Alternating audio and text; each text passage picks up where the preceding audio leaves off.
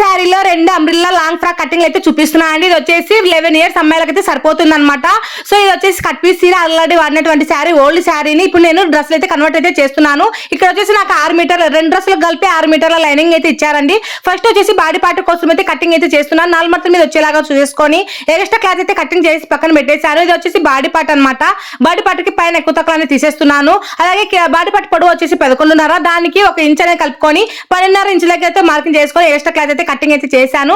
అలాగే షోల్డర్ వచ్చేసి 2 ఇంచులు తీసుకున్నాను. భుజం వచ్చేసి 3 ఇంచులు తీసేసుకున్నాను. అలాగే సంఖ కోసం వచ్చేసి 5.5 అయితే తీసేసుకున్నాను. ఇప్పుడు వచ్చేసి చెస్ట్ వచ్చేసి 6.5 మార్కింగ్ చేశాను. అలాగే ఫ్యూచర్ లో అయితే కుట్లిప్ కోట కోసం 2.5 ఇంచులకి అయితే మార్కింగ్ అయితే చేసుకొని సంక్రమణ అయితే తీసేసుకున్నాను అనమాట. ఇక్కడ సంఖ అనేది మనకు 6.2 అయితే రావాలి. సో అలా వచ్చేలాగా చూసేసుకొని ఇక్కడ మార్కింగ్ అనేది చేసి పెట్టేసుకున్నాను. ఇప్పుడు ఫ్రంట్ పార్ట్ వచ్చేసి 5 ఇంచులు అయితే పొడవు అయితే తీసుకున్నాను అనమాట. ఫ్రంట్ నెక్ అంటే కొంచెం తక్కువ, కొంచెం డిజైన్ వస్తుంది అనమాట. అందుకోసం 5 ఇంచులు అయితే తీసుకున్నాను. మరి మీరు డిజైన్ పెట్టకుండా నార్మల్ గుడ్డేసే పడేది కనుక నెక్ పెద్దగా అయిపోతుంది. మీరు 4.5 అయితే తీసేసుకోండి. ఇక్కడ వచ్చేసి సెంటర్ పార్ట్ లో కూడా టక్స్ అయితే పెట్టేసుకున్నాను. ఇప్పుడు మిగిలినటువంటి క్లాత్ లో మనకు లంగాకు లైనింగ్ ఉంటుంది కదా, ఆ లంగా లైనింగ్ అయితే కట్ చేస్తున్నాను. ఈ ఫ్రాక్ మొత్తం పొడవు వచ్చేసి 47 ఇంచులు అనమాట. ఈ 47 ఇంచులలో బాడీ పార్ట్ కోసం 11.5 తీసేసాము.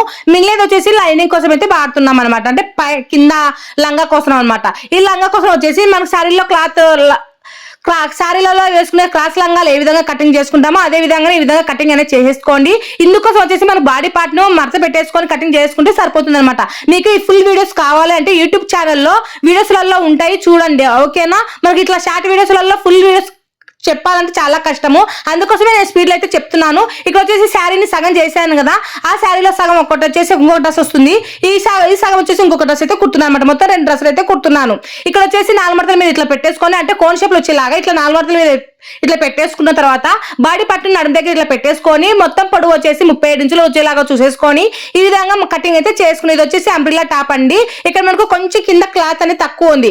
అందుకోసం వచ్చేసి ఎక్స్ట్రా జాయింటింగ్ కూడా ఇట్లా పెట్టేసుకొని కొలత చూసుకొని కటింగ్ అనేది చేసేసుకోవాలి. ఇప్పుడు వచ్చేసి మనకు మిగిలినటువంటి క్లాత్ లో బాడీ పార్ట్ కు అలాగే హ్యాండ్స్ కోసం అయితే కట్ చేసుకోవాలి. ఇక్కడ వచ్చేసి నాకు హ్యాండ్స్ కి అయితే క్లాత్ అనేది తక్కువ ఉంది, వేరే మోడల్ పెట్టడానికి అవకాశం లేదనేసి రెక్కల హ్యాండ్స్ అయితే పెడుతున్నాను. ఈ రెక్కల హ్యాండ్స్ కూడా చాలా బాగుంటుందండి. ఈ అమ్మాయి డ్రెస్ వేసుకున్న తర్వాత అలాగే నేను స్టిచ్చింగ్ చేసిన తర్వాత ఎలా ఉందనేది మీకు చూపిస్తాను. ఇది వచ్చేసి రెక్కల హ్యాండ్స్ చాలా ఈజీగా స్టిచ్చింగ్ అనేది చేసేసుకోవచ్చు.